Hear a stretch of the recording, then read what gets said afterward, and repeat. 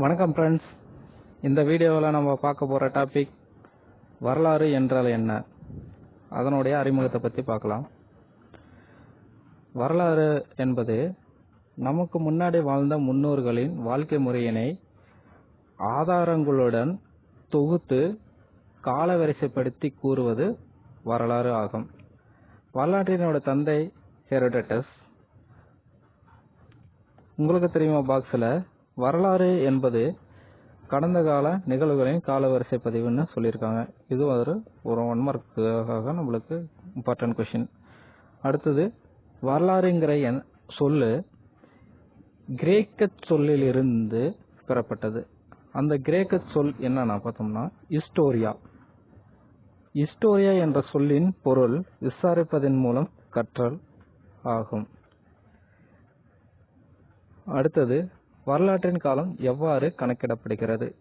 வரலாற்றின் காலம் பார்த்தோம்னா ஆண்டுகளில் கணக்கிடப்படுகிறது.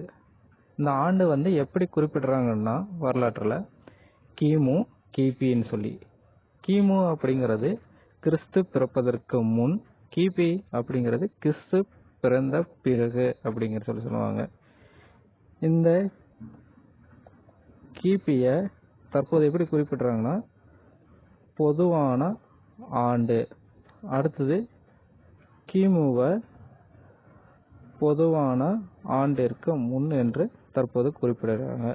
அதாவது கிறிஸ்து பிறந்த ஆண்டு 0ன்னு எடுத்துக்கிட்டோம்னா கிறிஸ்து பிறப்பதற்கு முன் கிமுனும், கிறிஸ்து பிறந்ததற்கு பின் அப்படிங்கிறது கிபின்னு நம்ம குறிப்பிடுகிறோம்.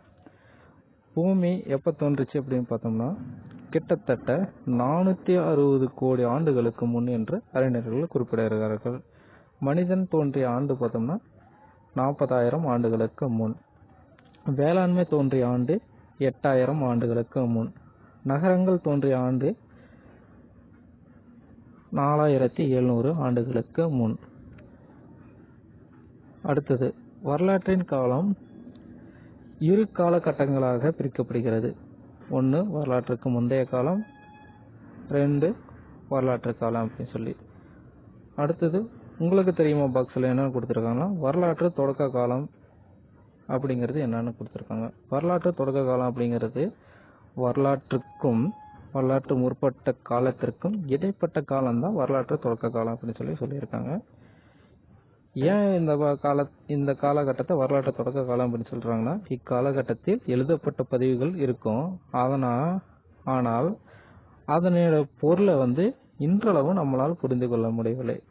அதனால தான் இந்த காலகட்டத்தை வரலாற்று தொடக்க காலம் அப்படின்னு சொல்றாங்க. அடுத்தது, வரலாற்று காலம்.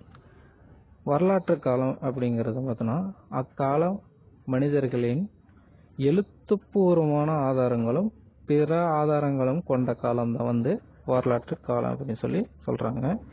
அந்த எழுத்துப்பூர்வமான ஆதாரங்கள் என்னன்னா இலக்கியம், வரலாற்று குறிப்புகள், கல்வெட்டுகள், செப்பு பட்டயங்கள், ஓலைச்சுவடிகள், இதெல்லாம் எழுத்துப்பூர்வமான ஆதாரங்கள். அடுத்தது, வரலாற்றுக்கு முற்பட்ட காலம். எழுத்து முறை தோன்றுவதற்கு முந்தைய காலகட்டம் தான் வரலாற்றுக்கு முந்தைய காலம் அப்படின்னு அழைக்கிறாங்க. இந்த வரலாற்று முந்தைய காலகட்டத்தை அறிய உதவும் சான்றுகள் என்னன்னா அக்காலகட்டத்தை சார்ந்த பொருள்கள், தாவர விலங்குகளின் சிதைவுகள், கற்கள், மரங்கள், விலங்குகளின் கொம்புகள், விலங்குகளோட எலும்புகள், கற்கருவிகள், மண்டையோடுகள், படிமங்கள், இதெல்லாம் பார்த்தோன்னா வரலாற்றுக்கு முற்பட்ட காலத்தை அறிய உதவும் ஆதாரங்கள். அடுத்தது, பல மில்லியன் ஆண்டுகளுக்கு முன் வாழ்ந்த டைனோசர் இனத்தினுடைய முட்டை பார்த்தோன்னா நம்ம தமிழ்நாட்டில் உள்ள அரியலூர் பகுதியில் கண்டுபிடிச்சிருக்காங்க. இந்த முட்டையினோட காலகட்டங்களில் பார்த்தோன்னா வரலாற்றுக்கு முற்பட்ட காலகட்டத்தை சார்ந்தது. திருநெல்வேலி மாவட்டத்தில் உள்ள ஆதிச்சநல்லூரில் மேற்கொண்ட அகழாய்வு கிட்டத்தட்ட 2004 மேற்கொண்ட அகழாய்வின்படி 160க்கும் அதிகமான முதுமக்கள் தாழிகள் கண்டெடுக்கப்பட்டுள்ளன. அடுத்தது, வரலாற்றுக்கு முற்பட்ட காலத்தினை அறிய உதவும் சான்றுகள். அதில் ஒன்று பார்த்தோன்னா தொல்லியல் சான்றுகள். தொல்லியல் சான்றுகள் அதாவது கற்கால கட்டம் முதல் இந்தியாவில் கற்கால கட்டம் முதல் சிந்து சமவெளி நகரம் வரையிலான நெடுங்காலத்திற்கான வரலாற்றினை புரிந்து கொள்ள தொல்லியல் சான்றுகள் தான் பெரிதும் உதவுகின்றன அப்படின்னு சொல்லி சொல்றாங்க. அந்த தொல்லியல் சான்றுகள் என்னென்ன பார்த்தோன்னா, தொல்லியல் ஆய்விடங்கள், நிலவியல் அடுக்குகள், விலங்குகளின் எலும்புகளும் படிமங்களும், அடுத்து கற்கருவிகள், எறும்பு கருவிகள், பாறை ஓவியங்கள், கைவினைப் பொருட்கள், இதெல்லாம் பார்த்தோன்னா தொல்லியல் சான்றுகளுக்கான சான்றுகள். அடுத்தது எழுத்து வடிச் சான்றுகள். அந்த வரலாற்றுக்கு முற்பட்ட காலத்திற்கான எழுத்து வடிவச் சான்றுகள் இல்லை. கரப்பா மக்கள் ஒரு எழுத்து முறையை பயன்படுத்தினார்கள். அதனுடைய பொருளை இன்ன வரைக்கும் நம்மளால புரிந்து கொள்ள முடியவில்லை. இது இரண்டாவது சான்றுகள். அடுத்து மூன்றாவது சான்று என்னன்னா, தாவர மற்றும் விலங்கு சான்றுகள். கற்கால மக்களுக்கும் சுற்றுச்சூழலுக்கும் இடையிலான உறவை புரிந்து கொள்ள தாவரங்கள் மற்றும் விலங்குகள் வடிவிலான சான்றுகளே இன்றியமையாதவை அப்படின்னு சொல்லி சொல்றாங்க. அடுத்தது வேளாண்மை சார்ந்த அறிவியலை புரிந்து கொள்ள நம்மளுக்கு அக்காலகட்ட மக்களின் வேளாண்மை சார்ந்த அறிவியலை புரிந்து கொள்ள நம்மளுக்கு உதவுவது எதுனா, அக்காலகட்டத்திலுடைய கருகிய விதைகள், மகரந்தங்கள், கல்லாகி போன தாவரங்கள். கல்லாகி போன தாவரங்களோட மற்றொரு பேர் என்ன பார்த்தோன்னா ஃபைட்டோலித். இவையெல்லாம் பார்த்தோன்னா அக்கால மக்களின் வேளாண்மை சார்ந்த அறிவியலை புரிந்து கொள்ள உதவுகிறது. அடுத்தது மைட்டோகாண்ட்ரியல் டிஎன்ஏ ஆய்வு அப்படின்னு சொல்லி சொல்றாங்க. இந்த ஆய்வு நம்மளுக்கு எதுக்கு பயன்படுதுன்னா, நமக்கு முன்னர் வாழ்ந்த மக்களினுடைய டிஎன்ஏ பரிசோதனை மூலயமாக அவங்க எங்கெங்கு இடப்பெயர்ச்சி மூலமாக வாழ்ந்துட்டு வந்தாங்க அப்படிங்கிறத நம்ம அறிஞ்சிக்கலாம். அடுத்தது வரலாற்று சான்று மொழி. அஞ்சாவது மொழி. இந்த மொழி குடும்பங்கள் கிட்டத்தட்ட ஒரு 4 வகையான மொழி குடும்பங்கள் இந்தியாவில் செழித்து வளர்ந்துருந்தது. அது என்னென்ன பார்த்தோம்னா, இந்தோ ஆரிய மொழி குடும்பம், திராவிட மொழி குடும்பம், ஆஸ்ட்ரோ ஆசியாட்டிக் மொழி குடும்பம், திபெத்தோ பர்மன் மொழி குடும்பம். இதெல்லாம் பார்த்தோன்னா இந்தியாவில் நடைபெற்ற மனித இடப்பெயர்ச்சியின் பல்வேறு காலகட்டங்களில் இம்மொழிகள் தோன்றி வளர்ந்திருக்கு அப்படின்னு சொல்லி சொல்றாங்க. அடுத்து வரலாற்றை கட்டமைக்கவும் மறுசீரமைக்கவும் உதவுவது கல்வெட்டுகள், நினைவு சின்னங்கள், செப்பு பட்டயங்கள், வெளிநாட்டவர் அல்லது வெளிநாட்டு பயண குறிப்புகள், நாட்டுப்புற கதைகள். இதெல்லாம் பார்த்தோம்னா வரலாற்றை கட்டமைக்கவும் மறுசீரமைக்கவும் உதவுகிறது. நாணயங்கள் பற்றிய படிப்பு நாணயவியல் அப்படின்னு சொல்லி சொல்றாங்க. எழுத்து பொறியியல் பற்றிய படிப்பு கல்வெட்டியல் ஆகும். நெக்ஸ்ட் தெளிந்து தெருவோம் அப்படிங்கிற டாபிக்ல மாமன்னர் அசோகரை பற்றி குறிப்பிடுறாங்க. பண்டைய இந்திய அரசியலில் புகழ்பெற்ற அரசர்களில் ஒருவர் தான் அசோகர். இவருடைய ஆட்சியில் தான் ஆசியாவின் பல்வேறு பகுதிகளுக்கும் புத்த மதம் பரவியது.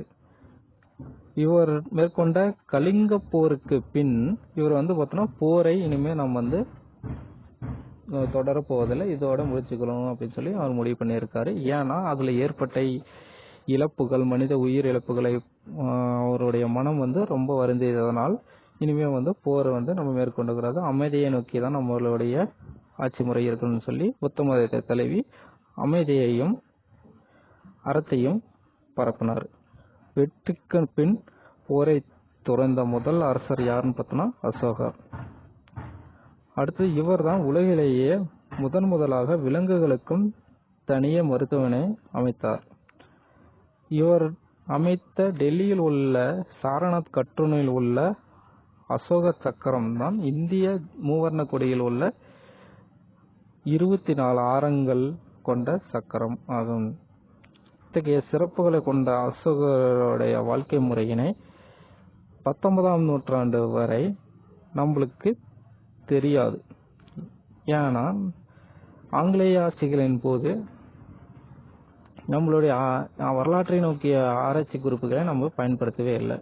அதுக்கப்புறம் ஆங்கிலேய ஆட்சிகளில் வரலாற்று ஆய்வாளர்களான நிறைய பேர் இந்தியாவுடைய ஆராய்ச்சியின் போது சில வரலாற்று குறிப்புகளை கண்டறிந்தார்கள். ஆங்கிலேய வரலாற்று ஆய்வாளர்களான William Jones, James Prinsep, Alexander Cunningham இவங்களை மேற்கொண்ட ஆய்வுகளின் மூலமா தான் இந்த உலகக்கே மாமன்னர் அசோகருடைய வரலாற்று குறிப்புகள் வெளிவந்துச்சு. இவர்கள் மேற்கொண்ட ஆய்வுகளின் அடிப்படையில் சார்லஸ் ஹாலன் என்கின்ற ஆங்கிலேய எழுத்தாளர் அசோகரை பற்றிய ஒரு புத்தகத்தை வெளியிடுறாரு. அந்த புத்தகத்தோட பெயர் பார்த்தோன்னா the search of India's lost emperor.